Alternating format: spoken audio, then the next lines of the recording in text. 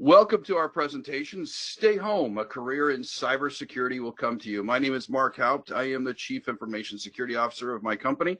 I hold a number of security certifications, including a master's degree in information security. So please join us here for this 101 level class, if you will, on how to have a career in cybersecurity. Let's take a look at our agenda here. What I want to do is I want to tell you my story, because I think there's a lot of things that you can learn about how I became a CISO and how I got to where I'm at in my career. And then I want to talk about an amazing and surprisingly diverse world that you can come into cybersecurity from a number of different disciplines, a number of different types of jobs that you have. So it's not strictly an IT environment. And then I want to help you determine what your career track is within cybersecurity, and then give you a few pointers on how you can pursue your dreams within cybersecurity. So the first thing I want to do is tell you my story, and also I want to talk to you a little bit about the title of this presentation about staying home and the cybersecurity will come to you. I want to be clear that that doesn't mean you can stay home and do nothing. What we're talking about here is, especially within this type of environment in the world, the entire world right now, where we're being asked to work from home, part of the encouraging piece of my story is that I've been a CISO of an organization, a CISO of a remote security team, and myself, I've worked remotely for 5 years. So when we say stay at home, you can stay at home and do your education. You can stay at home and do your job even, and have an exciting career in cybersecurity. So let's launch into what my career was and how I got to where I am today. So my career started when I was very young, in middle school and high school. In 1983, I began looking at computers and excited about these crazy little things that can cause designs on screens, and especially the games that we could play on simple things like the Apple IIes and the Commodore 64 type of computers. I got my start on the Apple II by programming logo designs in our computer science class in my 7th grade class. And then what I learned from that is that I learned that I didn't like programming. And so just that one class and that one opportunity gave me a little bit of a discouragement in computers, because overall I liked computers, but here it was, I did not like the programming. And at that point, it really wasn't expressed to me that there are other careers and other opportunities within computing besides just programming. So it was another few years in 1988 before I tried computing again, more than just gaming and more than just kind of tinkering with the devices. When I was offered an internship in my high school computer lab, and actually this was a brand new computer lab, because I had been tinkering with the computers for a couple of years, they actually asked me to join up and help them over the summer. We built the computer lab, so we started setting up the computers and actually programming from the installation of the operating system and making sure that they worked and doing QA and verifying that they worked. We also built and pulled wire. We built a simple computer network in that space. And what that did is that opened up an opportunity to me that showed me that computers weren't just about programming. There were other opportunities there. And so I stuck with it and I continued with it. And beyond graduating from high school, I then went and became a leader in my college, university, by becoming a library technology assistant. So my work, I didn't tell you, but I did a lot of volunteer work in the library, shelving books, helping patrons do research and finding books. And so bringing those two together when I went into college in 1990 was an absolute huge piece of moving me forward into my overall computer career. Now, as with any situation, right now we're in a world of crisis, and back in 1990, the world was in a similar or somewhat of a crisis as well, with Iraq invading Kuwait in the deserts of the Arabian Peninsula. And so I decided to join the military after my first year of college, to serve my country and also to advance my skills. So I enjoyed those computers. I went into our recruiter, and I enlisted in the United States Navy as a cryptologic technician. And this is where I got my first real experience with computing technology and security. And I spent 8 weeks in an intensive technology course learning all sorts of security systems and security functions and security theory, such as encryption and how to secure data files, and even looking at physical security and how we secured our buildings, and using the what we call septed, or we're using different methods to protect the building without it looking like it's security. I learned identity management programs, but more importantly, what I believe that I learned in the military was a foundation of security, and one statement that I fell in love with. I fell in love with the art of keeping secrets secret. I got the understanding from the military that there are certain things that companies and governments need to keep as quote unquote classified information, and that there's an art to doing that. You can't just place a file on a system, or you can't just transmit a message across a communication line and expect that not be read, that not be intercepted, that not be looked at by someone else. So I learned and I fell in love with that art of keeping secrets secret. Now, unfortunately, back in the middle 1990s, computing and security outside of the military and outside, even within the government itself, outside of classified environments, really had not caught on. So when I got out of the military, my service after 1995, I moved into the private sector, into the healthcare industry, and I found myself taking a step back, just doing regular IT work. But there was a revolution that was coming in 1996 and following, that saw my military skills of keeping secrets secret really rise to the surface and allow me to use those tools that I'd learned. In fact, not only was I able to rise to that surface, but I was able to succeed and really burst forth within the various companies that I worked for, because of the background that I had that most business people did not have, and that is that art of keeping secrets secret. So what that catalyst, if you were, that started occurring across businesses was in 1996 in the United States, when we enacted the Health Information Portability and Accountability Act, or HIPAA. A lot of you have heard of HIPAA and understand HIPAA, and understand that there are security control requirements inside of HIPAA for data collection, retention, protection, and attribution. And a lot of people, when that first came out, they did not understand how to deal with retention of the data, how to properly collect the data, most importantly, how to protect the data. And here's this guy, me, sitting in our office saying, oh, well, that's really simple. All we have to do is encryption. And I had about 15 business heads look at me saying, well, that's all military stuff. How do you expect to apply that here? And I was able, because I had kept up on my security and my knowledge of security, I was able to talk to them about SSL v1 and other types of encryption capabilities, the Diffie-Hellmans, the various other types of encryption capabilities that we could have. And I was able to instruct, as a very young man, I was able to instruct some very seasoned professionals in the business market on how to start protecting the data. And because of that, I immediately became an expert. So one of the lessons that I want you to learn here is that, you know, the security can come to you in the work that you do now, by you learning how to do that and then stepping forth when the opportunities exist. So that's what existed for me with HIPAA. And because of that, in the community that I was in, I became known as a security expert. And though I had a long ways to go to learn, I became the go-to person. So when Gramm-Leach-Bliley Act, which is a Financial Securities Act, came out, and again, it was talking about integrity of data and confidentiality of data, once again, the whole encryption piece surfaced, and my knowledge of encryption from my military days and from my HIPAA experience came into play. And then Sarbanes-Oxley came out in 2002, and that was focused on auditing controls. And again, you know, another military skill that came out. We often had inspections, and we often had auditors come in to make sure that we were doing what we were supposed to be doing. and we said we were what we said we were doing. And so those skills came to the surface again.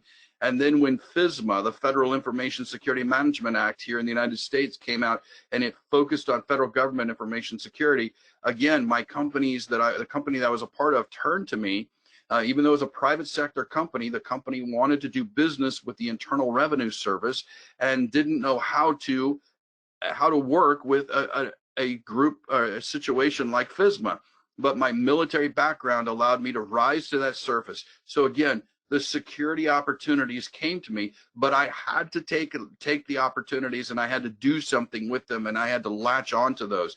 And that's what I implore you to do. When you have those opportunities, take them and run with them. Make them happen for you. You cannot just sit and entirely wait for things to fall in your lap. So all of these old military skills became something relevant for me.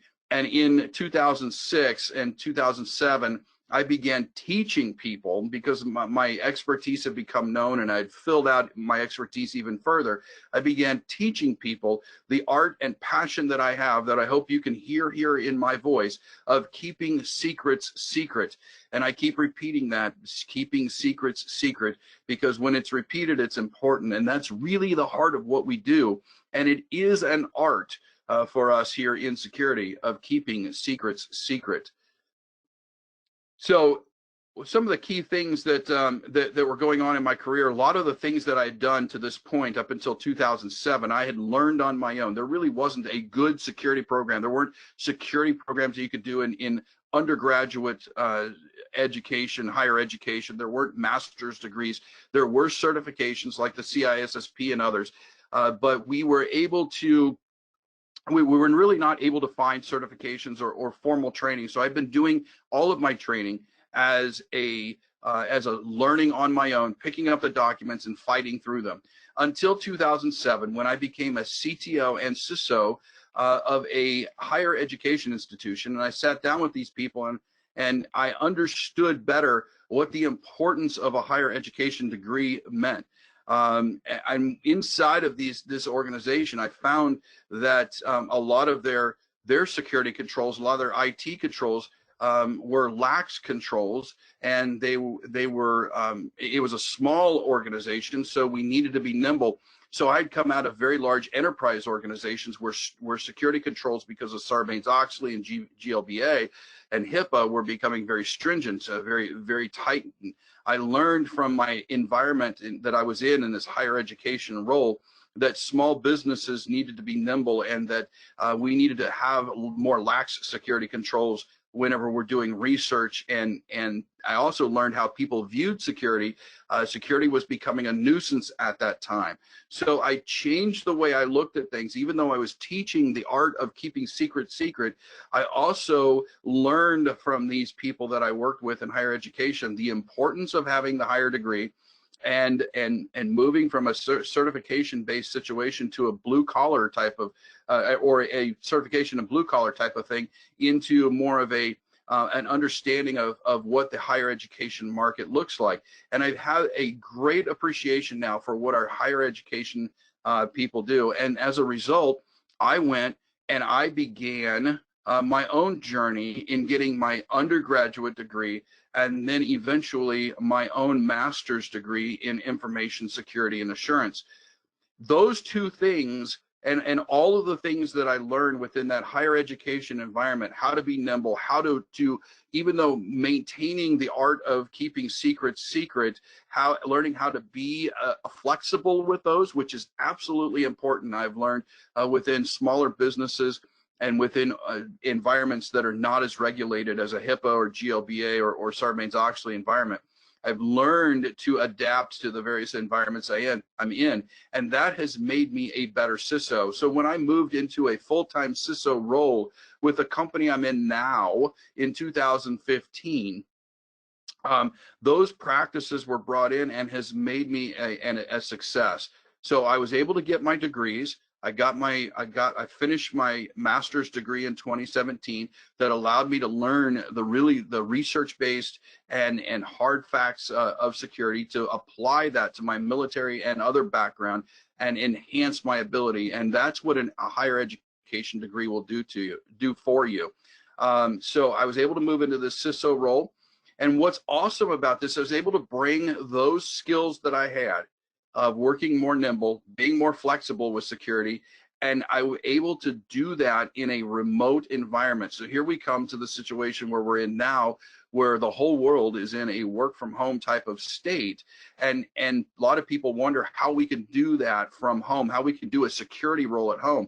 Well, I have been since 2015 a CISO in a remote work situation. So this event that we're having right now in our world where we're working from home can be done, and I've proven that for 5 years. Not only have I proven it for myself, but we have an opportunity where I've had eight work remote people on my security team, and we've done everything from incident response to forensics to compliance and auditing on a remote capability situation. I'll tell you, it's not easy. It's something you have to be disciplined about. You need to have a good place to work when you're working from home. You cannot have a situation where you're working at your kitchen table and people are roaming around in your background when you're on video and so on and so forth. You need to have a dedicated space. You need to have a good internet connection. And that would be the case with any type of IT work. You need to be able to remote desktop. You need to be able to take remote control of systems from where you're at. And those are high bandwidth types of situations. You need to be able to do video with people to see all of their facial expressions and the other things that are occurring within their realm while you're talking to them in order to properly communicate your message and teach people how to keep secrets secret. You need to have a team and a person that's full of integrity. Unfortunately, there is a myth out there, or a negative connotation out there, that people that work from home are lazy people that really don't get a lot of work done. But in reality, anytime I've had my team, if I hire the right people that are full of integrity, we actually get more work done when we're at home than we do when we're in an office setting, when we have to travel for that kind of thing. A remote person must be willing to go above and beyond to show that they are delivering and not playing on the internet. Like I said, that is vitally important, especially right now when so many people are working from home, and using all the remote tools that are available, using instant messaging tools, using video tools, so on and so forth. And one of the other key things that I've told my team members and myself is over communicate to show transparency. All right, so that's my story. I want to move in now is what kind of surprisingly diverse tracks that you can have within information security. So my first thing here is I want everybody to understand that it doesn't matter what career you're in now. Typically IT people that come into security do so from a programming thought process or background, a network security or systems engineering security type of environment. So they have a background in systems or networking or programming. But don't allow that to limit you from getting into security, because in 2020, I've hired a number of people within my security team who do not have the typical security background. I have seen people come from human resources, even from retail loss prevention type situations, where they've learned the basics of keeping a secret and keeping things secure to come into the security side of things. Inside of accounting, a lot of people inside of accounting do have a lot of integrity, and they understand the forensic sides of things. People that are coming out of banking and finance situations want to move into security because it is a structured environment that's a compliance environment. The banking and security industry or banking and finance industry is, and there's a lot of that inside of our security world. So there's a whole bunch of different opportunities that if you're currently in, you can transition into security very easily. Now understand there's some new and emerging markets for security as well. Privacy, as we've seen with GDPR over the past couple of years, and now the California Consumer Privacy Act and other legislation that's being put into place across the world, privacy is becoming a major, a new and emerging market for security and compliance professionals. Regulatory compliance is becoming even more so. We're getting people who are just specifically focused on regulatory compliance and contract compliance within their organizations, and those functions typically fall underneath a CISO's responsibility as well. You can get into those coming out of the legal environment or a paralegal type of environment. So I want to run through a couple of career tracks and the steps that it would take for you to get into security and what you have from a future perspective. So if you're currently a programmer and you're programming code within regular IT type of environment, and you're thinking about getting into security, here's a typical track that you might follow. Step one would be just to simply learn the programming languages via a higher education degree or a heavy hands-on experience type of environment. Next step two, would be for you to continue to hone those skills in programming, become an expert in writing and developing that code, and consider even more higher education certificate or certificate programs that you can get involved in with secure coding. So what I'm saying here is that you can continue your current role if you're a programmer, and what you need to do is start focusing and refining your role by maybe taking 1 or 2 classes from higher education on secure coding specifically that will enhance your coding skills. Then step 3, once you really decide that you want to start moving into the security environment, you need to start learning how to conduct security code testing, or inside of a quality assurance type situation, using web app scanners and understanding what those scanners results are and how to fix those. In this type of environment, you might want to move beyond a higher education certificate into more of a master's degree type of function, like I have with my master's in information security and assurance.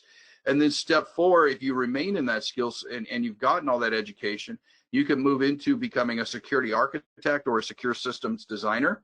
And then from there, you have many options going forward in the future. You can move into more of a teaching role where you can teach people how to secure their code, so you can share your knowledge, if you will. You can move into penetration testing, or you could even move into a management type of role to oversee other programmers and other secure code folks. And then let's not forget, again, higher education. You can actually go into research and development, get your PhD, and see that as a terminal degree option, if you will, moving all the way up to that level.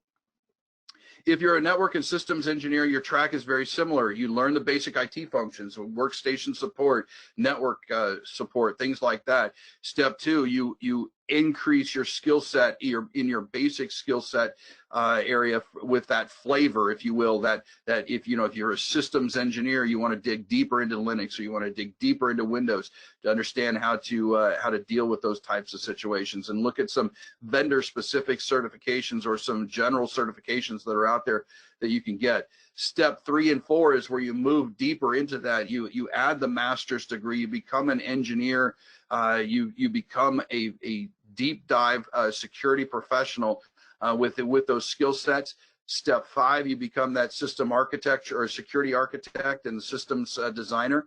And then just like you could if you're a programmer, you can move into the teaching field, you can move into penetration testing, and then into management. Now, a lot of CISOs come from this network and systems engineering track. There's not a lot of CISOs that come from the track that involves programming. So if your goal is to be a CISO, you might want to consider that this is the more traditional track for a CISO, because these types of folks have more involvement with business and more involvement with actually deep dive onto the data retention and data protection sides of things rather than the specifics of the coding. Now, I also want to show you a track here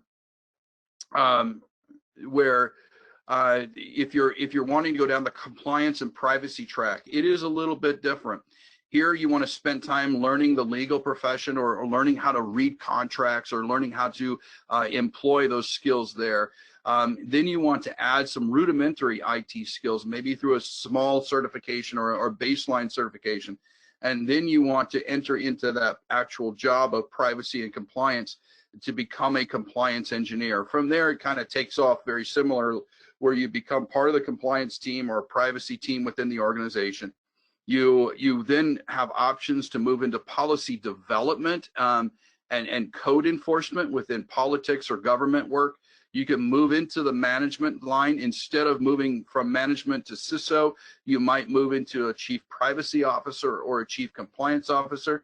And then if you were looking for a teaching type of situation, in this case, you would move more into a legal type of teaching. So you might require a master's degree or a Juris Doctorate, or in other words, you might need to become a lawyer in order to actually teach inside the compliance and privacy track. So these are 3 examples of where you can go with your information security and compliance career. So my next question for you is what do you love doing, and what are you good at? Because that's really what's going to help us determine what your career track is. It's not, it really is the type of thing that if you want to wake up every day and go to work excited about doing that work, you really need to love what you're doing. So ask yourself some questions. What is it that makes you excited to get up and go to work every morning?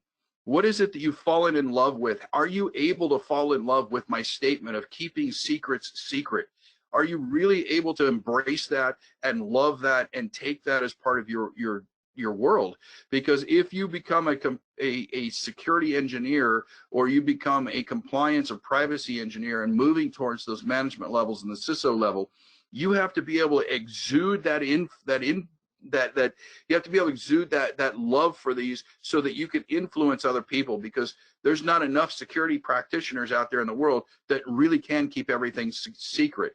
What we need to do is we need to be able to allow that to overflow out of us into other people so that they can recognize in their roles when things need to be kept secret. So it is something that really has to overflow, bubble out of you. Ask yourself, what do you read in your off time? What do you read about your off time, and what do you talk to about your friends? These will help you determine what you love and which track you should follow.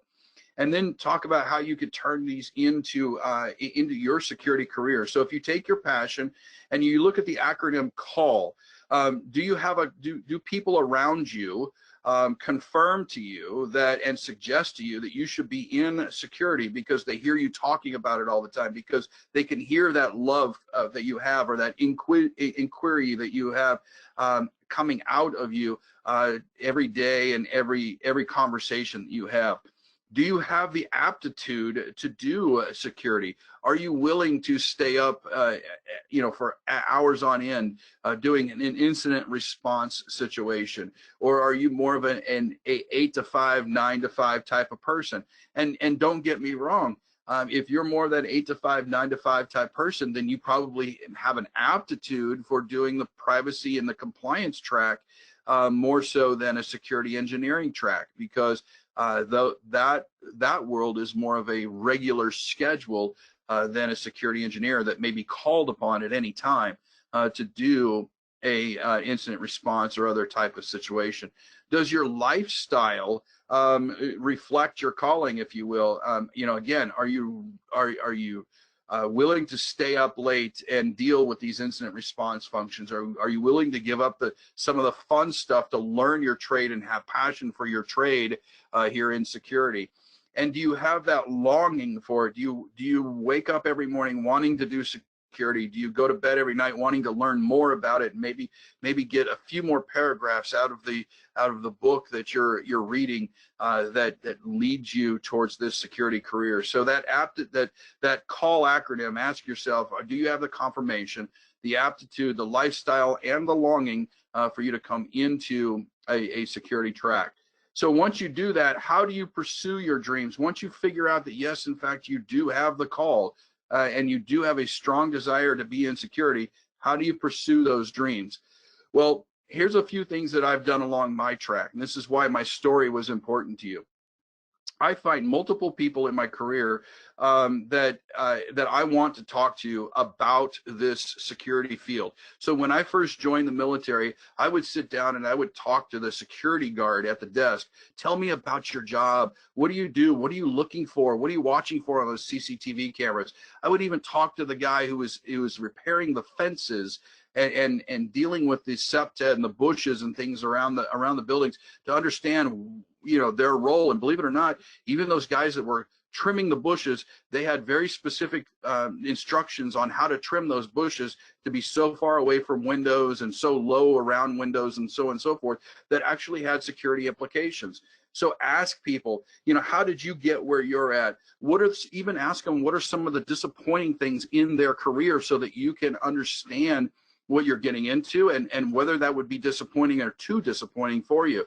What makes them excited about their career, and what do they wish was different, so on and so forth. Ask them to job shadow them for a day or a week. Sit there and just sit there with them and watch what they do.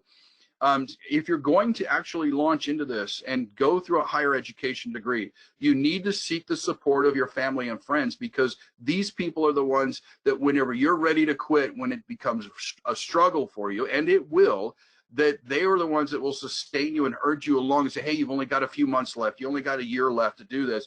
And this is what it's going to look like at the end. They're the ones that are going to push you through those tough times.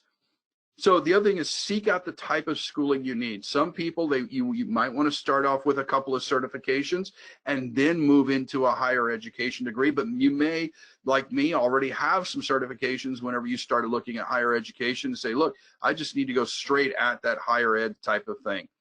Then enter the career field with that schooling, and be willing to go down to the entry level in security and kind of start over.